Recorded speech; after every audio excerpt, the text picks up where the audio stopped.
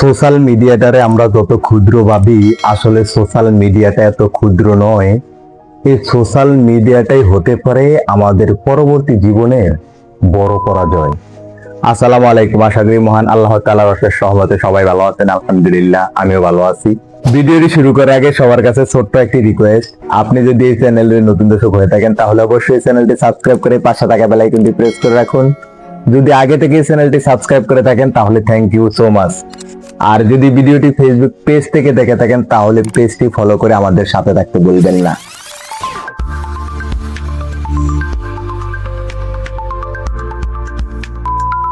আজকে আমরা যে সমস্ত সোশ্যাল মিডিয়াগুলোকে ছোটখাটো বিষয় ভাবি, যখন যা ভালো লাগে তখন এই সোশ্যাল মিডিয়া শেয়ার করে দিই। মনে রাখবেন, ইউটিউব, টিকটক, ফেসবুক সহ এই সোশ্যাল মিডিয়াগুলি হতে পারে আপনার আমার জীবনের সদকে জারিয়ার উদাহরণ।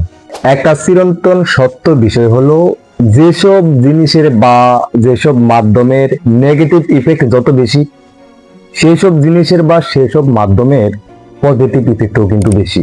যদি আমি উদাহরণে আসি তাহলে একটা চাক্ষুষ উদাহরণ বা একটা জ্বলন্ত উদাহরণ নিয়ে সবসময় আমরা যাতায়াত করি, সবসময় আমরা চলাফেরা করি, কিন্তু আমরা কখনো সেটা উপলব্ধি করি না।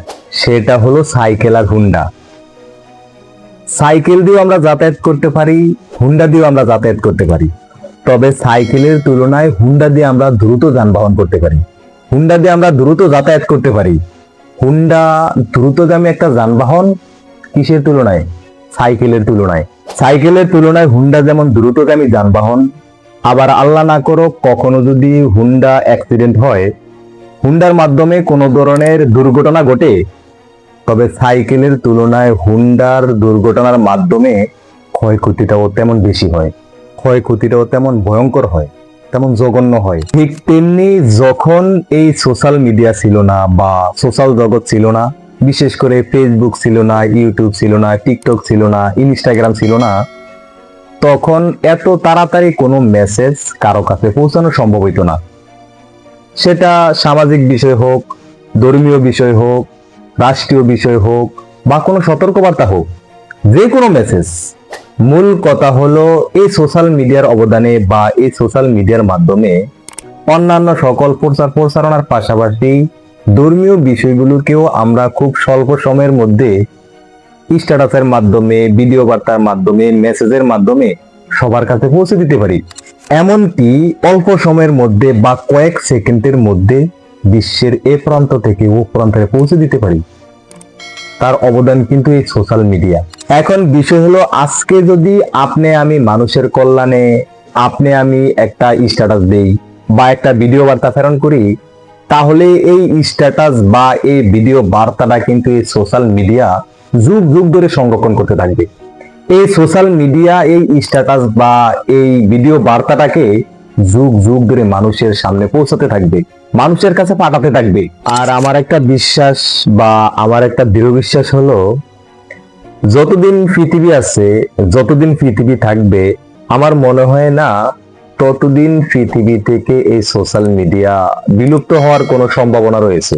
কারণ হলো, মানুষ একবার যে জিনিসের স্বাদ পাওয়া যায় সেই জিনিসকে কখনো তারা বলে না, বরঞ্চ আরো আপডেট করে নতুন করে মার্কেটে বা বাজারে নিয়ে আসে। এখন আজকে প্রেরণকৃত আপনার এই ভিডিও বার্তা বা স্ট্যাটাস যদি এক যুগ পরেও মানুষের চোখে পড়ে, মানুষ যদি আপনার এখান থেকে, আপনার এই ভিডিও থেকে, আপনার এই স্ট্যাটাস থেকে পজিটিভ কিছু শিখে, তাহলে তার সওয়াবকে আপনি পাবেন না? অবশ্যই পাবেন। এখন আপনি একটু চিন্তা করে দেখুন তো, তাহলে আপনি দুনিয়া থেকে চলে যাওয়ার পরে সোশ্যাল মিডিয়ায় রেখে যাওয়া এই সমস্ত বার্তাগুলো আপনার পরবর্তী জীবনের জন্য হেল্পফুল হবে না? আপনার জন্য সদকা জারিয়া হিসাবে কাজ করবে না? অবশ্যই করবে। আপনি যদি ভালো কিছু রেখে যান, তার সমপরিমাণ সওয়াবও যেমন আপনি দুনিয়া জার্নির পরে পরকাল জীবনে উপভোগ করবেন, পরকাল জীবনে সদকা জারিয়া হিসাবে পেতে থাকবেন, ঠিক তেমনি আপনি যদি এই সোশ্যাল মিডিয়ায় অশ্লীল কিছু রেখে যান, খারাপ কিছু রেখে যান, নোংরা কিছু রেখে যান, তার সমপরিমাণ পাপের প্রতিফলন, তার সমপরিমাণ গুনার অংশ সদকা জারিয়া হিসাবে আপনার মৃত্যুর পরবর্তী জীবনে আযাবের কারণ হতে পারে।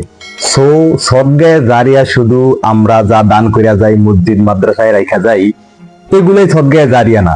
বর্তমানে এই সোশ্যাল মিডিয়াটাও আপনার আমার জন্য, আপনার আমার মৃত্যুর পরবর্তী জীবনের জন্য পজিটিভ সদগায়ে জারিয়া হতে পারে বা নেগেটিভ সদগায়ে জারিয়া হতে পারে।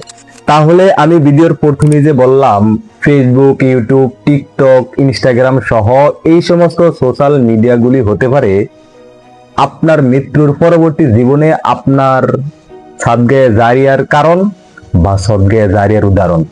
আপনার আল্লাহ জ্ঞান দিছে, আমার আল্লাহ জ্ঞান দিছে। এখন আমার চিন্তা ভাবনা যতটুকু ধরছে ততটুকু আমি আপনাদের সাথে শেয়ার করলাম।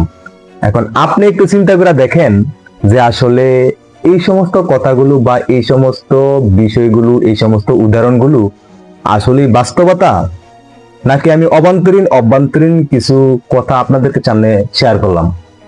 তাই সর্বশেষ বলবো, এই সোশ্যাল মিডিয়ায় যে কোনো কিছু শেয়ার করার আগে অবশ্যই চিন্তা ভাবনা করবেন, অবশ্যই যাচাই বাছাই করবেন। এই সোশ্যাল মিডিয়ায় ভালো কিছু শেয়ার করার চেষ্টা করুন, আর খারাপ বা নেগেটিভ বিষয়গুলোকে এড়িয়ে চলার চেষ্টা করুন।